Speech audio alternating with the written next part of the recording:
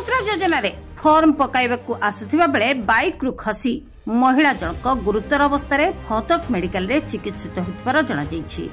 सूचना अनुसार बालेश्वर जिला सिमुलिया थाना अंतर्गत बांगर खड़ीगड़िया पंचायत खड़ीगड़िया ग्रामर रीना सेठी सुभद्रा योजना रे फॉर्म पकाइबा निमंते बाइक जोगे मार्कणा को आसीथिले।